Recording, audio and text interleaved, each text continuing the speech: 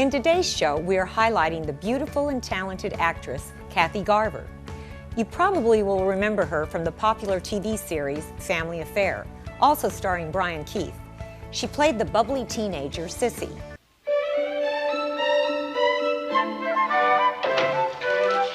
Uncle Bill, Greg has something very important to talk to you about.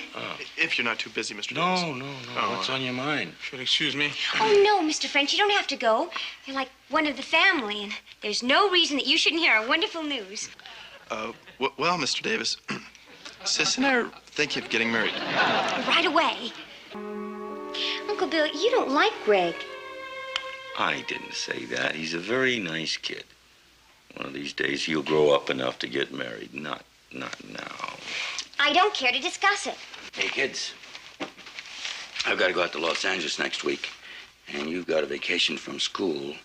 So what do you say we all go out there and we can go to Hollywood and see all the movie stars and the big studios and the palm trees and the whole thing, huh? How's that sound to you? Well, I guess if the whole family's going, I'll go. She begins by reflecting back on how it all began.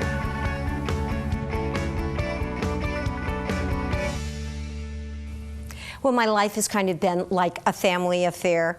And my brother Lance said, well, Kathy started working when she was 6 years old in the business, and the last job she did was 4 days ago.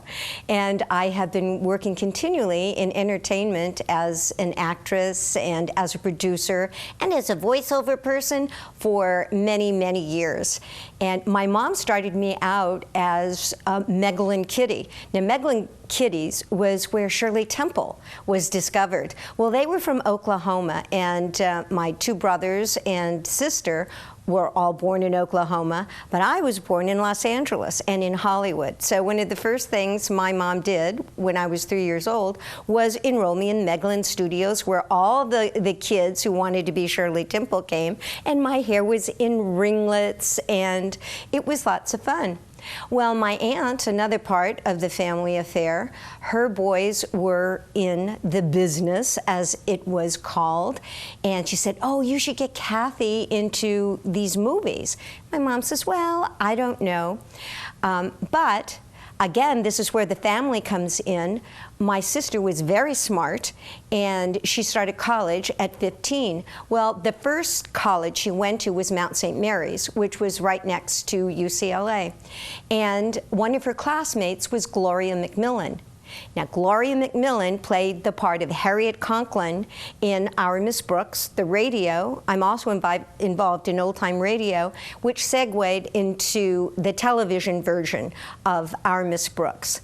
So, Harriet McMillan's mother was Hazel McMillan, and she was the best agent for children at that time in Hollywood, and one of the first agents that was totally dedicated to putting children into movies and television.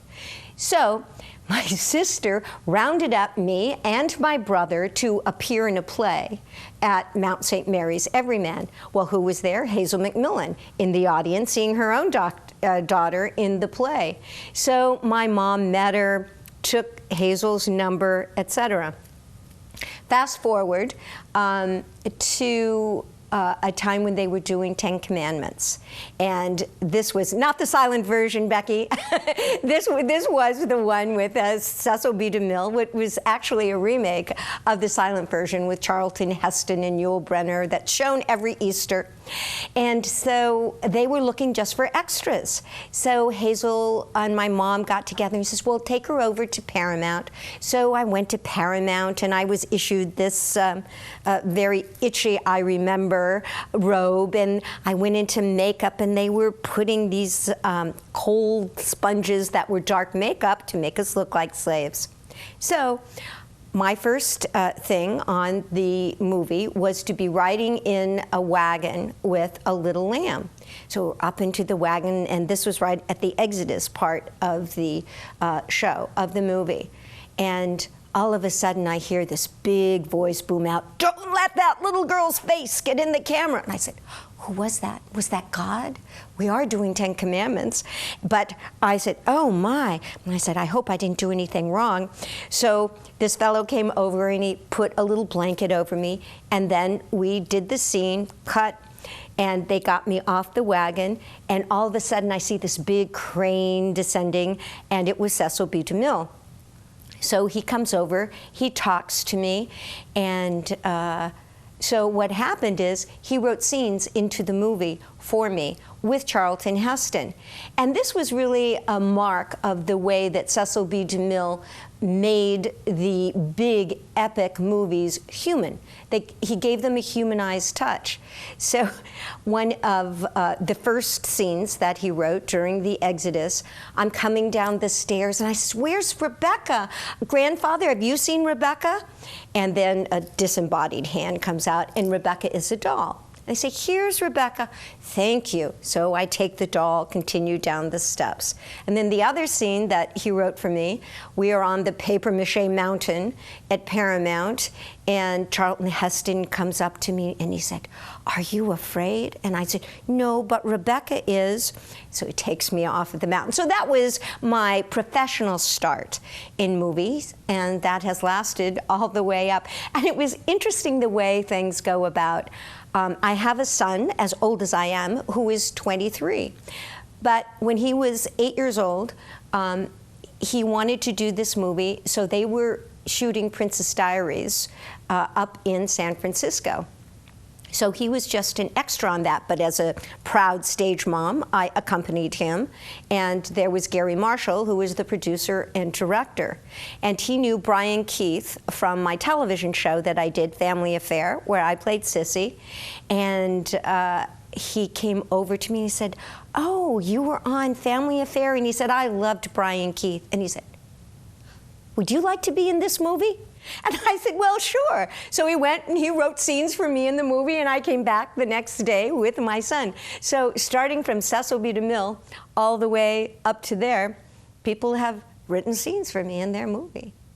It's like God's writing my scenario, and I say, "Oh, come on, God, I'd like some more things." So actually that was a turning point in my life, was A, doing the 10 Commandments, and then B, doing the Princess Diaries. And I said, I think there is a continuum that we have in our lives, and things do come around. And another thing that has been a constant, and then I see that the turning points come, it's very faith-oriented and faith-based. And that's where my career, just the doors open and the turning points come when I choose or somebody else chooses to include me in that kind of faith-based religious path.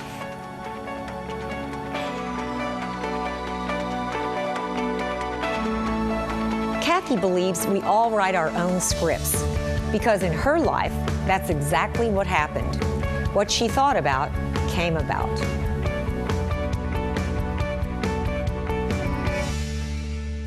I believe we really kind of write our own script in life, and when you put yourself out there, like even the way I met my husband, I was in my 30s, and my brother and I had just bought a condominium in Canyon Country Club Estados, and so I went down here, but I was getting a little bit antsy. I said, "This is ridiculous. Why am I not married? I mean, all these people are married. Why am I not married?" So I said, the next person I meet, I'm going to marry. Well, so here I am in Palm Springs, and my friend Arlene Golanka, she's an actress, and she was with the Andy Griffith Show. And she says, "Oh, I'm with over here with GRT, that's General Recorded Tape, my musician friend, Tom Benetti, come on over and play tennis with us. We'll get, there's 3 of us, you'll make the 4th. And I said, "Oh, okay." So I go over to the Riviera Hotel where they're having the convention and in Palm Springs, and I said, the next person I meet, I'm going to marry. So onto the court comes a 6'3" guy galloping along. So we start to play tennis. And well, don't you know, he said, oh, finally, a woman that can play tennis. I'm going to get married. And I'm going, tee. And so 3 years later, we were married. And that's what happens. Sometimes in life, if you put something in your head, you know, it can come true. That's happened many times in my life. So the problem was, he lived in Northern California and I lived in Southern California. So I made the sacrifice and I went up there. But I said, well, I can still continue to work in Los Angeles. I said, I can continue to work in Los Angeles. So there I was on a plane. I went on an interview for Spider-Man and His Amazing Friends, which is an animated cartoon, because after Family Affair, the television series I did where I played Sissy, I was still doing a lot of voiceovers. So I became Firestar and Angelica Jones, who was her alter ego. And so Firestar and Spider-Man and Iceman became this triumphant fighting superheroes that's still playing today. Cartoons are wonderful to do because you have new generations all during the time. Okay, now here I am and I'm getting older and I'm 40. And I said, well, honey, tick, tick, tick, because I didn't get married till I was 35. And I said, I want a baby. Well, if it happens, it happens. And I said, I want a baby. And so here comes my son, who I prayed for, and it was very strange because I used to have these flying dreams, and I would just get up in my dreams and fly about and fly around and come back. And I said, well, this is nice. When I got pregnant, I never had another flying dream. It was as if I was looking for a soul. Where's the soul? I found that little soul, and that little soul is now 23 years old, and he's a wonderful boy. However, he invited his 23-year-old girlfriend to live with us. A year ago, they're still there in the basement, and I understand, you know, there's economics, but in many ways, I like having them there. And I know you can't see it, but I have turquoise toenails, paint on my toes, and that is because I live with a 23-year-old girl, and she introduces me to all these crazy colors, but I have nice pink on my fingernails, but my toes, they can be any color. So it is really nice having them in the house, although it's quite different from the way I was raised. I mean, oh my gosh, to live with someone, that was verboten in our house. Maybe that was why I didn't get married till I was 35. But it is really a wonderful thing to have the kids around as long as possible, even though that the times are changing. Keeps me young, and it also, I know where they are, I know what they're pursuing, and I know their values. So it has gone all the way around, and it's good that they're there. And now they're writing their own script.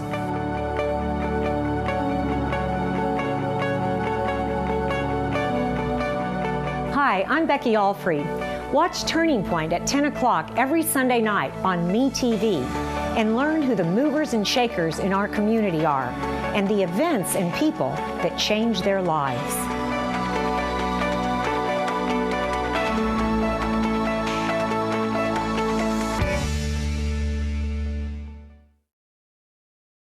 So I'd been an actor all my life, and primarily in film, like the Ten Commandments, and television, like Family Affair, which I'm most known for, and then radio.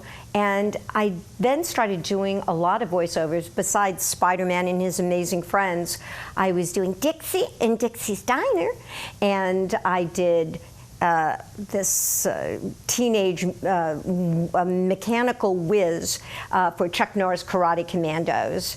And so I did a lot of the audiobooks too. I do like maybe 4 or 5 audiobooks. And then I was saying, with my son in college and living at home still with his girlfriend, I really wanted to write. And I had been wanting to write the Family Affair cookbook. Unfortunately, our house burned down in 2003 and took all the recipes with it. Well, this was a big turning point in my life, not only because that our house burned, but they took that fire, just licked up all my delicious recipes. So I put everything back together. We didn't have insurance on the house. And I said, "Excuse me, David, where's the insurance?" And he said, "I didn't pay it for the last 2 months." I said, "What?" Oh my gosh, well then I was just like a puddle on the floor. Too bad we couldn't use that water to put out some of the flames. And my brother, who is a commercial real estate person, I said, "Lance, our house just burned down." He says, "You know what, the mortgage company has to have insurance on your house." And my husband said, "Well, I was wondering why our mortgage payment had gone up $700 each month, because they had tacked on the mortgage insurance to the house."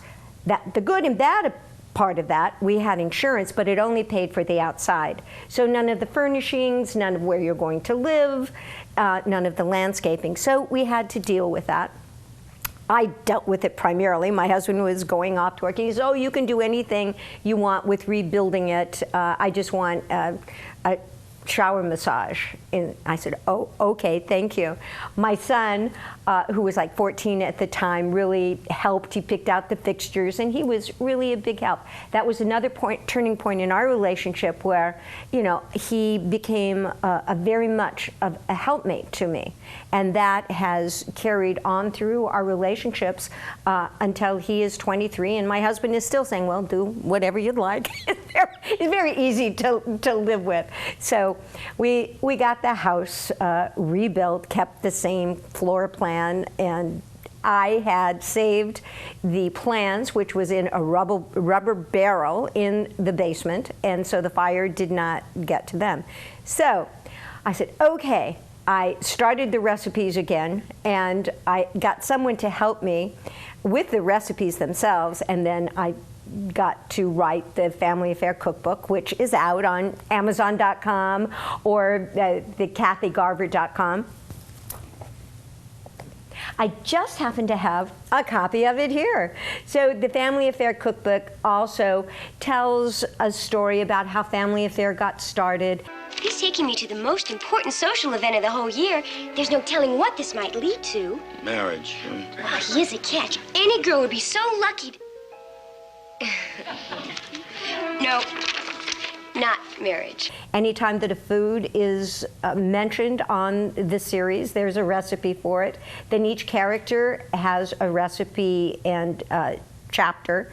Mr. French's gourmet and Buffy and Jody's very easy to do type of recipes, and then my Sissy Sizzles recipes. Greg, do you realize it's 20 minutes after 6? You were supposed to be here at 6 o'clock. Now we're going to be late for the movie. I already ordered the hamburger. Thank you. And then Uncle Bill has potent potables, which are how to make various cocktails like Manhattans, since we lived in New York. So that was my first book. And now, since I was surviving, I thought I need to write my memoirs. So my second book is Surviving Sissy, My Family Affair of Life in Hollywood. And the third book, and Surviving Sissy will be out this year, 2014. And the third book, so many of my friends that I grew up with, child stars, like even Anissa, had such difficulty in making transitions from being child stars and pampered and not having to do anything for themselves and not really learning a lot of acting techniques. You just had to be cute and say your line, and they wanted the actors and the little kids to be as natural as possible. So in order to make a transition as an accomplished actor, not many people have done that. Brooke Shields, Ron Howard, Jodie Foster, those are the good ones that have made the transition. Barry Livingston from My Three Sons. There have been some unfortunate ones, like Anissa on our show, who died at 18, Rusty Hamer, who was on Make Room for Daddy with Danny Thomas, who died. And, you know, there's Dana Plato. So it's very sad. And if they don't die, so many of them get hooked on drugs and different things. Johnny Whitaker, that was on the show, was taking drugs and alcohol. And then finally, his family said, look, we're going to divorce you if you don't stop drinking, if you don't get off these drugs. So they did an intervention. And now he's proud to proclaim that he has been clean and sober for like 10 years. He got a drug certification, and so now he helps other people be off drugs. So my very good friend Paul Peterson, who was on the Donna Reed show, started an organization called A Minor Consideration. And he has been very successful in going to Sacramento and actually passing laws. I mean, there are some cases where the parents took all of the money and the kids, when they're 18, had nothing.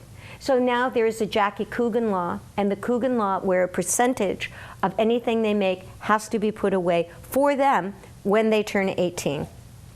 And he's done a lot of other things. The psychology, Disney now has a therapist that comes for their teen stars. How are you going to handle fame? What are you going to do with your money? What is your social being? So all of these things are changing, and it's all a good thing. My third book is The Ex-Child Star Secret Society, and it is what happens and where are they now and what happened to the kids.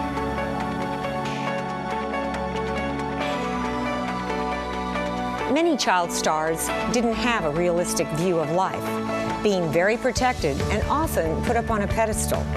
Kathy, however, had a different experience and explains why.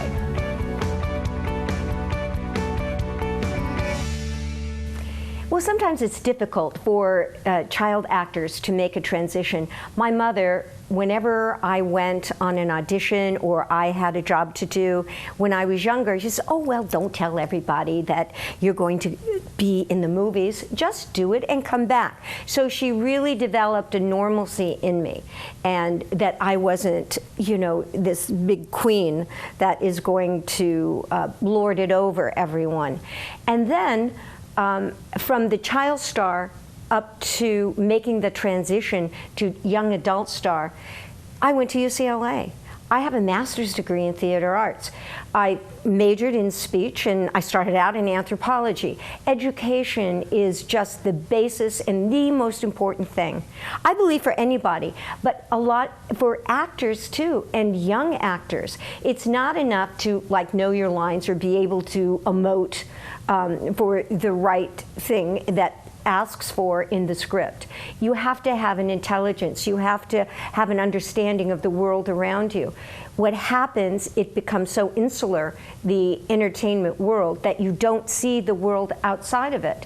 And even me, I was getting very entitled, and I was on a television show. You should do that and do that for me. And I was humbled just even 6 months ago when, unfortunately, my husband died twice. His heart stopped, cardiac arrest twice.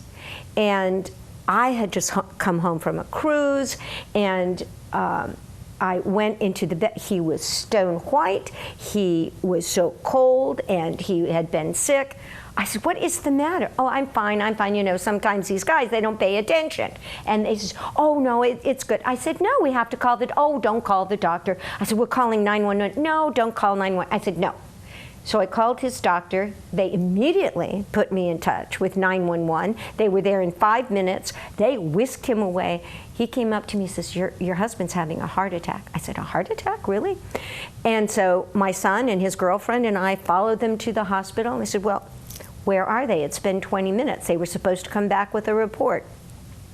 So this very dour-faced person, you know, came back and he said, well, I hate to tell you, but your husband died, but we brought him back. We have the cardiologist, the nephrologist, all these IST doctors that are trying to figure out what's wrong. And I said, oh, well, this wasn't good news for anybody. So then, after another half hour, they took us into this horrible room at the hospital, green, no windows, awful. consultation room. I said, kids, we're not staying here. There was a door, we went outside, we're in the waiting room. This woman came out and she said, well, I wanted to tell you your condition. Why are we out here? I said, because this is a much lighter room, this is where we're going to be. Well, it doesn't look good for your husband. I looked and I said, you save him. Oh, okay. So they went back in because he had died again. His heart had stopped. So what finally happened, he had cramps in his hand. I sent away to get potassium chloride, which I couldn't find anyplace else. And I got this package from Vietnam, crystals. I was away on my cruise. He had never taken them. His hands were cramped. He took this potassium. He was poisoned by potassium. His potassium level was over 9. Nobody survives with a potassium level over 9. He walked out 4 days later. They called him the Miracle Man. They said, we can't believe. I said, I have 5,000 people on my Facebook page, and I've started another Facebook page. I had all of these prayer chains going, and when I went there, I just drew in all of the energy from those people. I drew in my own energy. I said, you're going to be okay. Shh. Shh. And I could feel all of that energy pouring into him. And they did dialysis 3 times after they found it because they didn't know what was wrong. My son told me, he said, he took these things and he was the Miracle Man. Big turning point in my life. So all these things, well, why don't you have my reservation? Why aren't you seating me right away? Oh, look at that horrible driver. Don't they know how to drive? Calm me down. I said, so what? There are a lot more important things, like your husband, like Lazarus coming back from the dead, which really straightens you out. That, oh, I don't mind waiting 10 minutes. God wants me to wait and look at the beautiful pictures around here. Oh, that's fine. You have to go someplace fast. It's more important for you to cut in front of me and get maybe to where you have to go. I can deal with that. It's made me be able to deal with a lot of things now. Kathy Garver has definitely lived a charmed life. But even with her very positive script, unexpected events happened. Whether it's a house burning down or your husband having a heart attack, we can all be sure of one thing. Life will give us the experience that is most helpful for our own evolution. I hope you enjoyed today's show. Thank you for watching.